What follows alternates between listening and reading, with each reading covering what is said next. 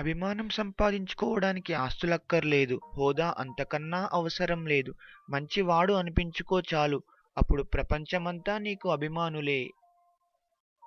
Hello everyone, నేను మీ doctor Veerasekhar. ఈరోజు నేను మీకు రూట్ కెనాల్ ట్రీట్మెంట్ గురించి వివరించబోతున్నాను. చూడండి, మనం తీసుకునే ఆహారంలో స్టిక్కీ ఫుడ్స్ కనుక ఉన్నట్లయితే ఈ స్టిక్కీ ఫుడ్స్ అనేవి దంతాల పైన పేరుకొని పోయి అక్కడ మైక్రో ఆర్గానిజమ్స్ని ఫామ్ చేస్తాయండి.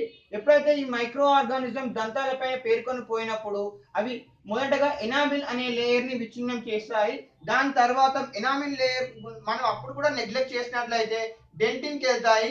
అప్పుడు కూడా మనం దంత సమస్యను నిర్లక్ష్యం చేసినట్లయితే పల్ప్ లోపలికి వెళ్తాయి. ఎప్పుడైతే ఈ పల్ప్ లోపలికి మైక్రో ఆర్గానిజం వెళ్ళింది అనుకోండి, అప్పుడు మనకు రూట్ కెనాల్ ట్రీట్మెంట్ చేయించుకోవడం చాలా నెససరీ.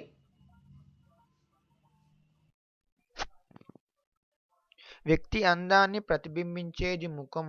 ఆ ముఖాన్ని మరింత అందంగా, ఆకర్షణీయంగా మలిచేది అందమైన పలువరుస. మనం ఎంత జాగ్రత్తగా ఉన్నప్పటికీ కొన్నిసార్లు దంతక్షయం వలన దంతాలకు హాని కలిగే ప్రమాదం ఉంటుంది.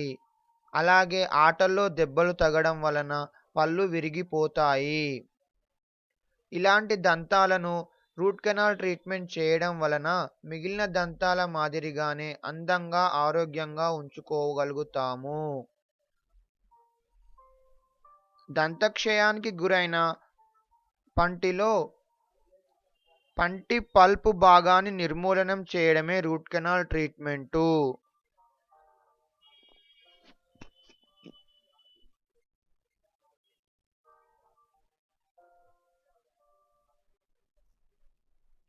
రూట్ కెనాల్ ట్రీట్మెంట్ను 2 లేదా 3 సిట్టింగులలో పూర్తి చేస్తారు. అవసరాన్ని బట్టి యాంటీబయాటిక్స్ను వాడుతూ ఇన్ఫెక్షన్ను తగ్గిస్తారు.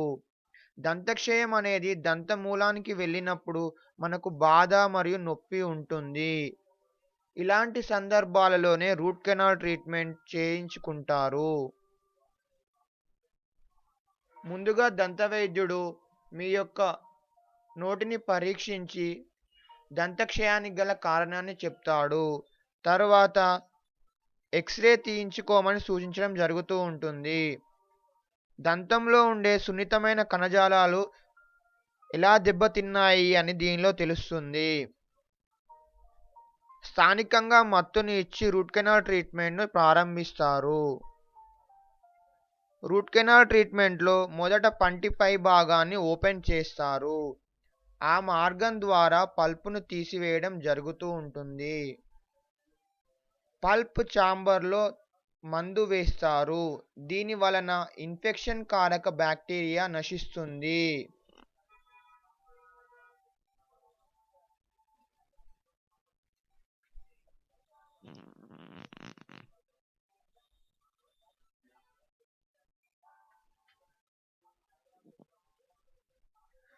తదుపరి దానిని ఫిల్ చేస్తారు. దీని వలన ఇన్ఫెక్షన్ ఉండదు. దీనిని 2 లేదా 3 సిట్టింగ్లలో పూర్తి చేస్తారు. ఇలా విరమిస్తూ చికిత్స చేయడం వలన మరలా ఇన్ఫెక్షన్ వచ్చే ఆస్కారం ఉండదు. చికిత్స పూర్తయ్యే వరకు దంతంపై ఓపెన్ అలాగే ఉంచడం జరుగుతుంది. దీని వలన దంతంలోని చెడు పదార్థం బయటకు పోయే వీలు కలుగుతుంది. మధ్య మధ్యలో తాత్కాలిక ఫిల్లింగ్ను ఉపయోగిస్తూ చివరగా పర్మనెంట్ ఫిల్లింగ్ చేస్తారు. ఫిల్లింగ్ అనంతరం క్యాప్ను చేసి దంతానికి యథారూపాన్ని ఇస్తారు.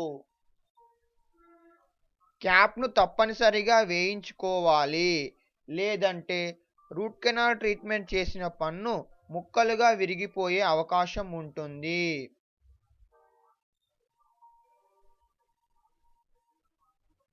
రూట్ కెనాల్ ట్రీట్మెంట్కు ఇతర ప్రత్యామ్నాయం లేదు. దంతవైద్యుడు నిర్ధారించాక రూట్ కెనాల్ ట్రీట్మెంట్ను విధిగా చేయించుకోవలసిందే. దీనిని 2 మరియు 3 సిట్టింగుల్లో పూర్తి చేస్తారు. రూట్ కెనాల్ ట్రీట్మెంట్ తర్వాత తీసుకోవలసిన జాగ్రత్తలు: స్టిక్కీ ఫుడ్స్ తీసుకోకూడదు. Maintain a good oral hygiene. అవసరాన్ని బట్టి పెయిన్ కిల్లర్స్ టాబ్లెట్స్ వాడాలి. రూట్ కెనాల్ ట్రీట్మెంట్ వల్ల ప్రయోజనాలు: simple but very effective procedure. చాలా సులభమైన ప్రక్రియ. దీనివల్ల పంటిని పీకించుకోవాల్సిన అవసరం ఉండదు.